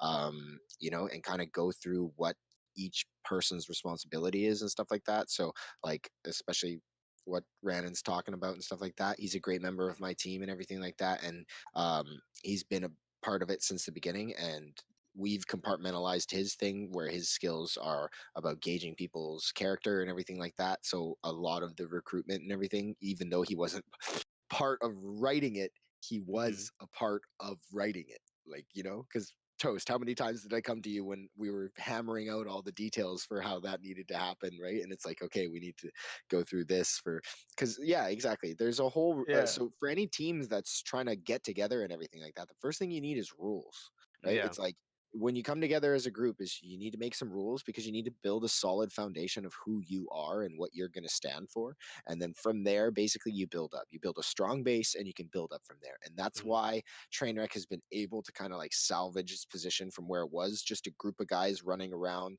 not really, you know Having a kind of, direction and stuff like yeah, not that. really having it, like the name kind of really said it all, where it was just like it's just there to kind of like run and gun, and they're not serious about anything, whereas Trainwreck kind of like let them keep homage to their name, as well as like make it more friendly to the public and everything. And then obviously from there the team has grown so much in such a short amount of time that it's diversified, right? So, in the original group and everything like that, Toast being there and everything, it like, was originally just a group of Milsim guys that wanted to kind of get into that game and were into kit and wanting to do impressions and such. And then from there, you started acquiring all the guys that were into teching and they weren't so much into the Milsim or into the kit. And then you got your snipers and you got your YouTubers. I think we have like 3 YouTubers on our team. From there, it's like, yeah, Yeah. it grows so much to the point where like I can't say that I am best friends with everybody on the team, but I do know every single person on my team. And like Mm. I have taken the time, and I hope they would take the time to get to know me as well, because that's something that I would think is something that you would want on a team, right? And again, it comes down to what rules you set, what roles you set, and how you want to go and proceed from that, right? Because if you just want a small group of guys and you guys want to just be friends, then that's just all you guys need to be. You don't need to go anything from that. But if you do want to, like band together and you want to do more and stuff like that, because it all started with us running out in the field and playing together, but then from there it grows so much more, and there's so much more potential to it. Mhm. Okay. In terms of a team, does it become more of like a organization, or have you become more like I think it's um laxed a lot more towards the point of being a community within a community, because we have obviously our Panther community, we have the BC Airsoft community, or Lower Mainland Airsoft community, and then yeah. we also have the BC Airsoft community and stuff like that. So again, like what started off as a group of 10 guys has grown over to a Discord of like 70 people, where everyone can chime in and share their opinions, and they do. And basically from there, it's like you can compartmentalize on what you want to do and stuff like that. So exactly like Rannon saying, Tack, I, and Rannon have all wanted to do those kinds of events, and we've banded together with similar members on the team to be Mhm. able to do those kinds of things, right? And Gotcha. I'm not going to ask the snipers or the tech guy if he wants to go to a milsim. I'm going to ask these guys if they want to go to a milsim.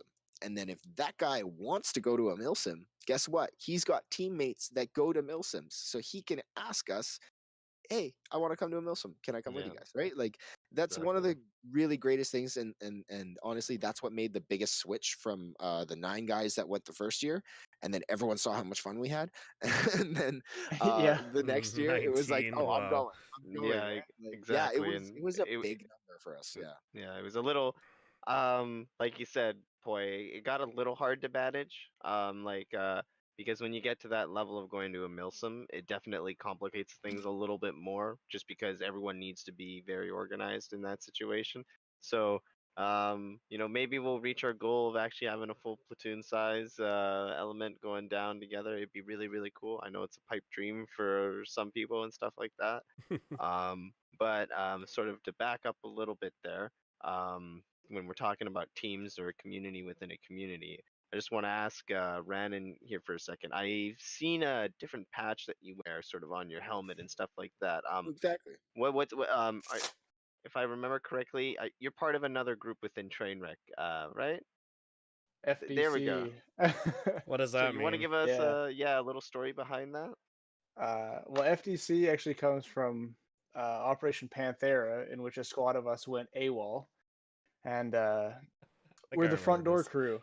Yeah, we're front door crew, so that's what FDC stands for. We're first ones in, and usually first ones out because we die. But when you're stuck on an objective and you want to get stuff moving, we're the ones that, we don't care about respawning or KD or nothing like that, right? We wanna keep things rolling and play aggressively. So when we get stuck, we're impatient. We're like, what are we doing? Something dumb? All right, let's go. And this is You why I know, whipped out the camera at Pantera and started recording war crimes. Oh, that was yeah. so good. You Oh, remember that? oh Boy? my gosh, yeah, So- that was a good time. Because I That was our believe first one of the event rules together. that Yeah. one of the rules at Panthera was that NATO was not supposed to cross that bridge, correct? Yeah, you did. Uh, That's why I recorded war And, crimes. And yeah, so No, we our weren't supposed squad to was the cross squad. with hostile intent. That was it. We were allowed to cross with permission because this whole storyline was there. We were there for a peacekeeping mission, and the Russians were Yeah. trying to sell stuff. Hey, I sold it We were pretty all well. sick of sitting in a Yeah, I know bunker, you so- did. Wait, yeah, okay. I thought you were the priest for the longest time, Poi, and I was always so mad at that guy. But I was like, wait, that wasn't Poi. The guy who was throwing No, glow stick Poi was the water. mayor. No, I know. I remember when we shot up the church. Oh my god, that was so. Wait, you guys are committing war crimes. What is this? Bang. It was so bad. So bad. Good times. Okay. I get you guys for teams. Another question that I really get confused sometimes is every time I meet someone from Trainwreck, they always go by their call sign first. And then when someone adds me on Facebook, it's someone's real name, and I'd be like, who's this guy? Who's Christian? Who is this guy? Little did I know, for an entire year, I just knew him as Rainbow. Hmm. Sounds about right. You finally met Chris? Yeah. I love Chris. He's great. Yeah. And Rainbow's I'm like, good stuff. okay, I don't know That's this another guy. type of player. Yeah.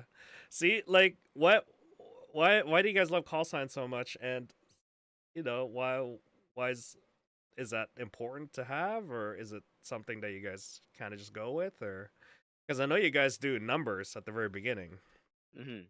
and then afterwards it's a yeah. call sign, right? Well, okay, ask us. TAC, is a call sign to you important?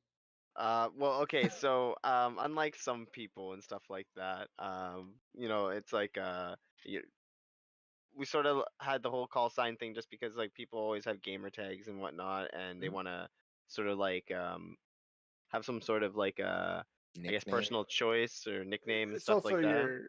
your field persona, right? Exactly. Yeah. It's If If another. you want It's to call another. that your it's your another- personality. Mm-hmm. If Yeah, you know like me you- as Toast is an asshole, so Oh, good, they didn't attach it to my real name. I'm good.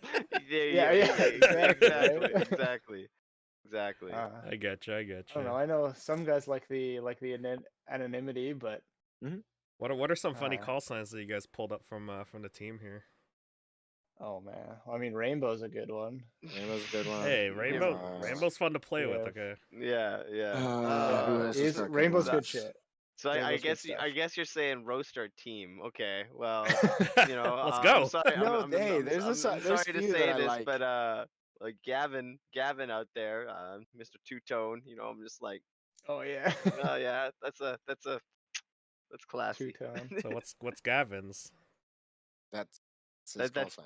That's his call sign. Two-tone? Sounds two-tone. Yeah. How impressed are you right now? You thought the sentence kept going. No, I thought it was gonna go somewhere. You led me That's it, somewhere. boy. You led me That's it. somewhere. No, It was a dead end. It's was a dead stairs end. with there's stairs with no door. Oh, Dang. yeah. It's because his Glock had two colors on it, right? Yeah, it Oh, was. Yeah. okay. Yeah. Sometimes you I don't don't get to know. pick your call sign though. That's true. This is true because there are some people who can't figure it out, and Or they use a it's no nickname, problem. right? We can use their name or their a shortened version of their name until they do Mhm. something. Because some people sort of like get a call sign brought onto them, Yep. if you get what I mean. Yep. Poi. So, Yeah. a man who trips and breaks ankle a lot? Is that what you're calling me? Limpy. No, your name is Ankles. Well, actually, His if name you is want to, Ankles. yeah, if you want to, Ankles, formerly known as Poi. yeah, if you So want, say if we you have want one of those guys on the team too. Yeah. yeah, actually, Terrible. I feel yeah. bad for your Uh, ankle. Wow. Well, I mean, yeah, that was a funny story to me. It's just every time someone from Trainwreck adds me on Facebook, I'm like, I don't know Who this are you? person. It's like until add your I call sign. I see a face, but sometimes you don't see a face because there's always a face mask, right? So I'm like, I don't know who Yeah. this is. that or they got a picture of their truck. Yeah. Or I see a Trainwreck patch, I'm like, okay, it's someone from Yeah. Trainwreck, I know, but whoo. They Well, gotta and DM the hello, it's so and so when they add you. Yeah.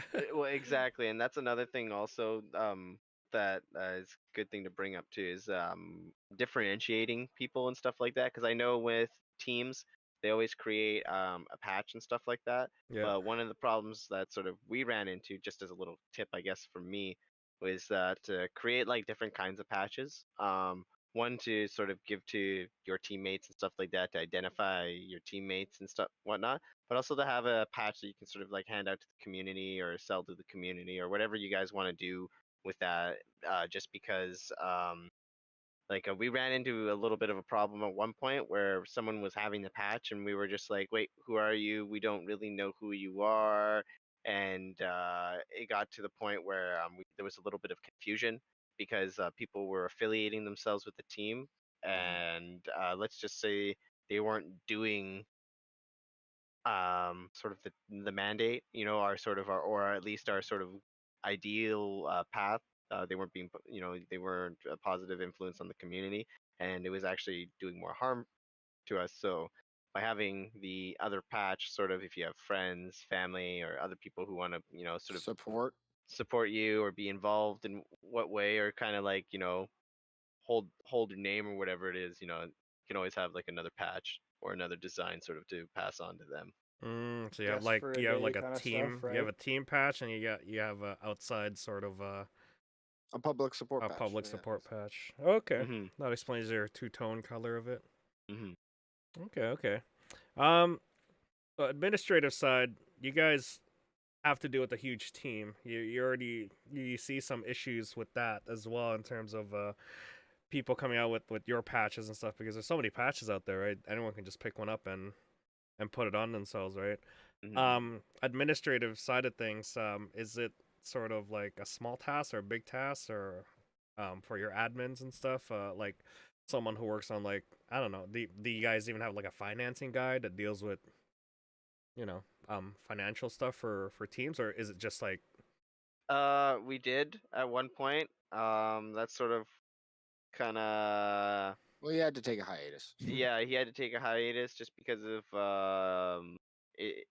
because It's like a lot of work in and on itself, my sort of. deal is patches cost money. Like They do. running a Yeah. team does cost money, right? At, Like at some running. point, it does. Yeah. Yeah. Yeah. So do you have some sort of a main person that you deal with, or is it just like a group effort for you guys, or? Well, so there is a main person who was dealing with the said situations and stuff like that. Thankfully, a lot of things have been able, or unfortunately and thankfully, a lot of things calmed down with just like COVID and everything like that, and everything's kind of been put on ice. Obviously, just because the player community isn't out there, the field capacity is not there, just the participation level isn't there, right? So it's not so much that it needs to worry on that end, but there are people who are putting in effort in places, and then they are being, reciprocated for that fund and stuff. So obviously, with the patches and everything like that, Tomo took care. Tomahawk, John is another guy that we will definitely have on here.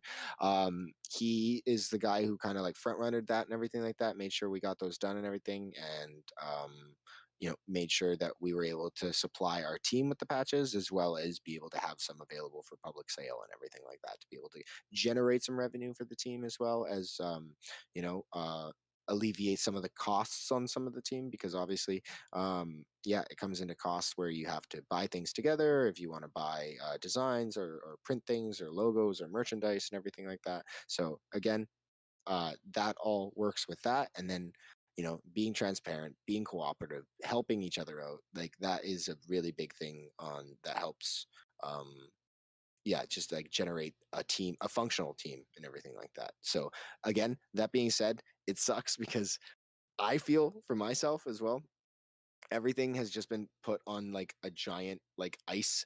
Yeah. Everything in life has just been put on ice since like COVID just got out, like an outbreak, right? Like, Yeah. I haven't even seen Toast at the field other than when Mhm. we quickly chit chatted, and I hadn't seen him in like months, right? And Yeah, it'd been it's unfortunate, man. several Yeah. months before I'd been out. Mhm. Right? Like COVID, it's like, oh, it's Aren't you, terrible. Toast? Aren't you even? You're like the closest to the field too, aren't you? No, I'm a good like 45-minute drive. Oh, 45 Yeah. minute drive. That's Yeah. that's as far as Yeah. That's as much as me as well. Well, Mm. if you think about it, actually, the way Panther is, it's It's surprisingly pretty the out of the way center. for. Well, It it's is. actually the center for a lot of people. Sort of, if you think about it, how long it takes for some people to get to it and stuff like that. So it being a centralized location, I think, also helps with also growing your community and whatnot. Okay. It could be a little closer to the river. No, I'm just Yeah. kidding. Centralized, but also very Okay. far out of the way. Yeah, don't hate Yeah, me, Elliot. unfortunately, yeah, for some people, like I know we have a couple guys in North Van who come out, and that's quite a quite quite the drive. It's Yeah, a it is. commitment. Yeah, It is. It is. It's definitely an a hour commitment. drive for sure. Mm-hmm. Mm. Yeah. I guess we'll go into sort of who you're looking for when you're looking to new recruits. What kind of characteristics or what do you find in someone that you want to join into the group? So with that, definitely I'll leave that with Toast being sort of being the vetting sort of manager. I mean, I'm looking for the guys who squad up. Like, obviously, we have a lot of lone wolves on our team, which is fine. They want to go do their own thing. They want to flank, that kind of stuff. But the guys who stand out to me are generally the ones that, at the beginning of the game say, "Hey, I want to go do this. Who wants to come with me?" And or what do you guys think of this idea, right? And they want to kind of put an idea together and bring a couple guys along and push a squad, right? So Exactly. those guys that like to play in a group are always fun to play with. And I mean, everybody's got their solo days. I have days where I don't see anybody, but I'm there doing stuff. But yeah, like and you have fun playing with somebody, and then you see them again the next weekend, and you do the hey, like let's do that again kind of thing, right? And then if they stick around, that's usually when either they ask about the team or we ask, hey, you want to come play with us more often? Mm-hmm. Sounds like Mac and Tack. Well- Hey, you want to do a podcast? Yeah. Hey, come be on our podcast. Yeah, well, Rannon was definitely there, and a really good judge of character. Again, thank you for all the help that you did with kind of like vetting people that we've had kind of join, because yeah, like again, I've got nothing but love for every single person that we have on the team and associated with the team, and just again, I'm Team Trainwreck, but I'm also Team Panther, so like I love everybody in the community, so that's what Yeah, makes absolutely. everything great with there's just no animosity towards that, other than when we play and people aren't calling their hits, but I mean that's everybody. That's just That's airsoft, right? that's Welcome to just airsoft. That's rule number everybody's 2. not calling their hits, okay? But yeah, I Yeah, love the days and where I get to roll with some of the other teams and Mhm. experience their gameplay. They like different things. It's always a fun mix Mm. up. I do apologize for the couple of days that I have forced children on you and turned you into a babysitter instead of a player. But again, they've all come back to me, and like talking about the kids, yeah, they've all grown up. Like they've been with us for a little while now and stuff like that, and they're all turning out to be fine young gentlemen. And I look forward to Uh, playing with them more. I mean, I don't mind Except those Dave. days. You get Except me Dave. Except Dave. give me Except Dave. free roam of meat shields, and I get to be a necromancer for the day. I'm like, hey, you run there. Oh, there he is. He's shooting at him. Okay, run there, and when you die, come back to here. Exactly. Exactly. That's so So great. kids make good cannon fodder. Gotcha. Yes. I'm sure there's a Geneva convention if about that, but Yeah, but not using chat. No, this is Not using The airsoft. children. UN, the UN has joined the chat. Oh Like, no. Yeah. In Uh, terms of recruitment and stuff, after you recruited them, what's sort of your process in terms of? I guess you have some sort of like a prohibition process, and then they become a full member. What's if you guys want to explain to that, or if you don't, that's up to you guys. But what's your process on that? Um, I mean, you two would know so more about that than I would. yeah, so with all that and whatnot, we do, at the moment we've sort of kind of stopped it just because of COVID and stuff like that, and like just before I got into the explanation of it at all, is that we're sort of wanting to encourage other teams now to sort of grow and whatnot, just because we don't want to be just the main driving force at Panther and whatnot. But with that said, we do sort of have this whole process to where you can just ask about us, and then we do have recruitment periods to where people can sort of like show up, and we sort of all kind of game together on those days. We kind of gauge people and players and sort of like that, get a for like an initial feel for the players, and then from there we sort of grow the relationship and whatnot. Mm. And at some point, there will be like a probationary period where they then join in a probationary period. So there's like a pre-probationary period and then a probationary period, just because you do have to go through vetting and stuff like that. Because once you have someone kind of join your team and whatnot, they are representing you. And when you get to that point and you can't always pay attention to everyone, you want to be able to rely on those people to be able to be a positive influence on the community, as well as be a positive sort of light to your team and whatnot. So, with that said, we have that probationary period, and from there, once they pass that, they're fully on the team and they're able to flourish and interact fully within the community that we've built. And if people want to sort of specialize in certain roles and whatnot, there's always things available. People can always help out and whatnot. And so I think that's one of the big benefits, as well as having the team size that we do, just because everyone does sort of specialize in their own sort of like their own thing. We got a lot of strengths. Yep. Mm. Okay. I've I've seen other teams there sort of do the same recruitment stages as well, which is cool. Mhm. Yeah, you guys have a lot of people on your team, and I always found it very, very, very touching when I see you guys do your meeting at the end of a game or something like that. You have everybody on what used to be the Trainwreck trailer gathered around, and you had John in the center there, and I think I seen Toast in there too. All the guys that have like the single digit numbers, and having the little kids come up and be like, "Hey, welcome to the team, bud," and then you put the patch on. That's very cool to see all the time. Whenever you guys do that, probably a couple of years from now, but or a couple of years back then. But yeah, it's been a while since I've seen that. But having big meetings is pretty cool because it shows that you guys are a big community and a big group or organization. Um, yeah, I found it very touching whenever I see like someone that I know, joining up that team and be like, cool, he's made it. You know, sh- can you tell me a little bit about the process of what happens on those meetings? Because it looks like I think the last meeting I saw with you guys was you guys had your new patches and stuff, so you're issuing it around, and then you're saying thank yous to everybody, and then doing that. So I guess it's not really advice; it's just an anecdote because I saw it and it looked cool. You guys are doing well. That's all I'm Yeah. saying.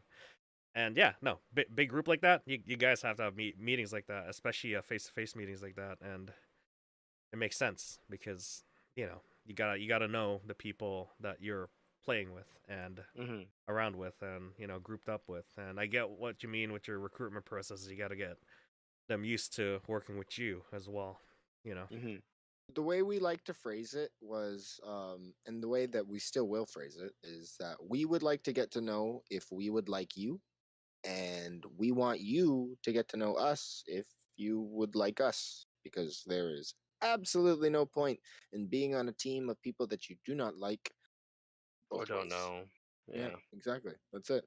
It always confused me on that, especially at the early beginning stages, where a lot of people would want to join up, but then you'd see We're them sort of confused. just Yeah. sort of niche themselves, and there was nothing bad about it, sort of, right? Because you're always going to click with your certain group of people, but like we definitely saw this sort of trend where people were only just hanging out with a certain group when it's like you need to start off with breaking the ice and being like, no, we're all a big group and a big family, and and then we have our little communities inside of that. So Okay.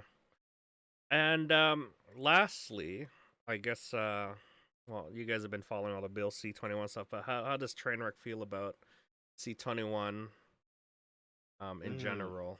I guess we don't have to complain about it too much because I've already heard everything, but Well, they've been there since the beginning. So they like I know a lot of my members, my teammates, my friends, they were all right away on that wagon, ready to sign whatever petition came up, ready to talk to MPs. I do know that one of our close friends, Tiana, was one of the people that reached out to her local MP and everything like that. She's been doing a really great job at advocating airsoft for women, and just advocating for airsoft in general. And so she's a great person that comes from this. And then a good friend Brandon, and one of our new members as well. He was another one that reached out to his MP and everything like that, and helped contact and just kind of like was ready to jump into action. That was one of the great things. Is I know a lot of people were ready to sign whatever came up, ready to go. Let their voices be heard. And stuff like that. And it sucks because obviously, you know, everyone got blindsided with the COVID pandemic, and the world kind of froze. And then we've all just been kind of getting out of this like slow sleeping slumber, trying to come back to the regular world. And then all of a sudden the government comes back and goes, "Hey, we're banning airsoft." And it's all like, what? Like, we weren't even awake yet. So it's really, really great to see that and it's not just our team too, other teams as well, and everything like that. The entire community at large is really activating behind this. And that's really, really good to see because, it comes from people from all different walks of life, but everyone agrees that, yeah, if you're going to try and use the public safety angle, this is a really, really bad leg to stand on. okay. I mean, how many stories have we shared just in this hour alone here where we never mentioned danger or public safety, and how many fun times, and we've just scratched the surface of some of the Mhm. things we've been talking about, Yeah. oh right? yeah, So exactly. You And could go so much deeper this is on what I that. wanted to get into in terms of talking with teams is, yeah, I want to poke and prod at you for issues, but I also want to hear the stories right behind it because the stories speak for themselves. Mhm. Because that's what makes a team work is you meld together and form bonds together. It's people that you hang out with on a weekend, and you guys have basically hung out with groups of friends that normally is outside of your friend circle either way, Hmm. all in the name of airsoft, right? And then afterwards you kind of just like escape from airsoft and then go into your regular life, and you drag guys that you like with you at that corner as well, right? I mean, Exactly. it's it's what teams or what makes teams work. It's just that. Hmm. It's just a group of people that meld well together. And yeah, I like hearing all the team stories. It's always fun, even if if I'm not involved. I always find it really really touching when other people have the same feelings as the other person on the other side will have the same Mhm. thing, right? So it's awesome to see that. I guess, well, not my last question, but I guess I forgot to ask this, but is there a reason why you guys like to wear CAD-PAT? Because it I seems to mean, be the It's team called Woodland color. Digital for legal purposes, and yeah, it's not Kappa. Because I'm a Sorry, big you asked fan me. of the PMC stuff, so I'll you pull up won't the catch me photo wearing here. cat that Pull often. up the photo here. I guess from Wilson West. You guys are wearing CAD-PAT, but is that your team?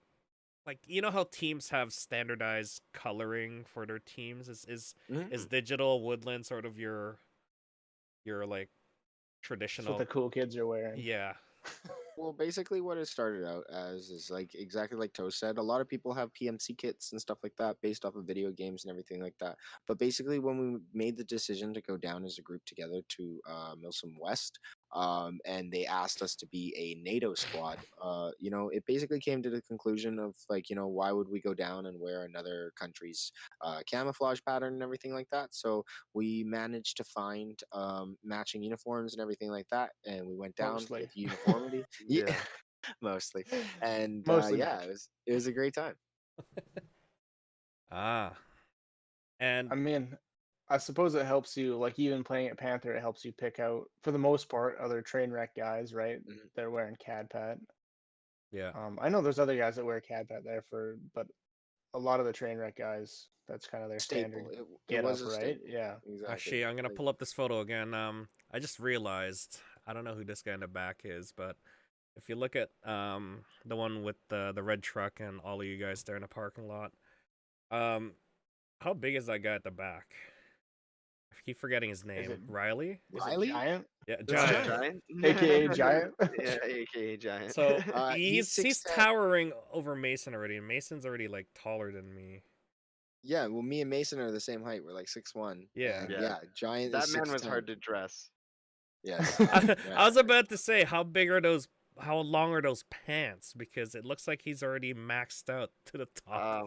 Maxed out plus cut so that the hemming is cut so he could get an extra So 2 inches on the pant line. Yeah, his waistline Riley starts at Mason's nipples. Riley's the only guy I've seen make an M60 look small. Yes, That is true. yes, Yeah. yes, That's all. yes. That's also a His nice arm name for piece him is too. chosen Nickname or pistol. call sign for him too. Giant. Yeah. Yeah.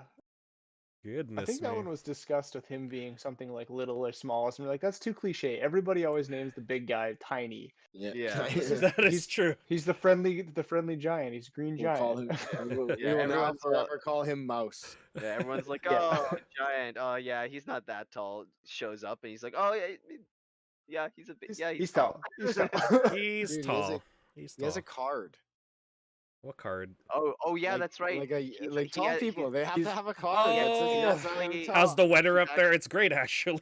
Yeah. No, he's actually in an official tall person's club where you can only be in there when you're over. I think it's like minimum 6'5" or something Oh like that. my gosh. Yeah. Yeah. No. Fun fact. It's an exclusive club. Well, you guys got some unique people out on your team there. Yeah. That's A super Giant's a tall guy. memorable one because every time I see him out in the field, I always have to look up. Mhm. Yes. Yes. Okay. And lastly, I guess we lost Rannon here. But lastly, where can we find you guys? Social media, I guess location too. I guess you guys are Panther. Social media, website, whatever. Name it.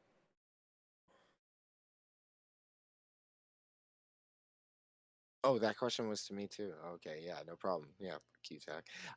Okay, What? well, so basically, if you want to contact anyone from Trainwreck and you don't have anyone's specific call info or yeah, info to be able to contact them and stuff like that, because obviously we don't just release people's information. You're more than welcome to contact us on the Trainwreck Airsoft team. You can, I think it's all one word, on Instagram and as well on Facebook. So you can like the Facebook page or you can follow us on Instagram and everything like that. Use that as a way to contact us. Is that the real Trainwreck Airsoft team page or? Or is Which that... one are you on? Like Facebook or? Yeah. It might be two different names, but yeah, exactly. It should just be under Trainwreck Airsoft team. Airsoft team. I don't see that. On Facebook? Or on Facebook. Yeah, okay. It might have gotten taken down. Because they do that sometimes with the Yeah, unfortunately, Facebook is probably not the best place to reach us just because of the way some of the Facebook policies go. And it's also a little bit ironic to say that you can find us on Instagram, considering that Facebook also owns Instagram. But Yeah, I yeah, know. as Mac was saying, Instagram is probably the easiest way to get in contact with anyone. If not, you can always find us at Panther Airsoft down in Surrey. That's our home field. We're always congregating together. It's really easy to point us out because we have a giant banner that says our name, so kind of hard to miss. I know it's a little bit obnoxious, but hey, there you go. And as well as It's I'll have to what's no, actually, yeah, that's about it, I believe. Yeah, just No website. Facebook. No website. We had a website in the works, but with just COVID and stuff like that, we decided to sort of delay that. Just because um we sort of stopped the whole recruiting process and everything like that. So we kind of put a lot of things on halt, just with COVID and stuff like that. So yeah, Instagram's probably the best way to catch us. If the Facebook page is able to come back again, we'll mention that again. But yeah. All right. Excellent.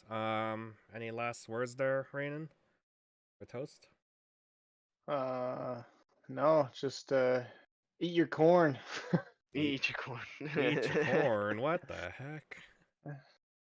All your airsoft BBs are biodegradable corn pellets. Ah, yes, that. All right. Are you telling children Huh. to eat babies? Don't do that, please. No. For legal reasons, no. Okay, no. For legal Oh. reasons, no. But yes. But Oh. even though I was incorrect, I guess just thanks for having me on the podcast. Yeah. Appreciate it. Yeah, no yeah, no, problem. thanks for talking to coming you on, guys. man. It's been a Yeah, great we talk. appreciate you coming out and sharing your experiences and whatnot. I'm sure a lot of people are able to sort of relate, and if not, at least they hear, some of the great positive and negative sides of some of these events Different and sides of whatnot. things. No, Yeah. no. Go airsoffing, they said. It'll be Yep. fun, they said. Yeah, thousands of dollars later. Mhm. A container. Oh, don't full tell of them that gun. part. My $2,000 gun broke, they said. They said it'd be the Yeah. best gun, they said. All I gotta right. Take the goods with the bads. All right. Well, if any of our audience or viewers or listeners like this segment, please let us know down at the comment section below. I do want to go through a bunch of teams here that are in Panther. There's not just one big one, which is, Trainwreck. It's the There are, elephant in the room. yeah, you guys are the elephant in the room, and I just happen to had peanuts, and you guys sniffed it out.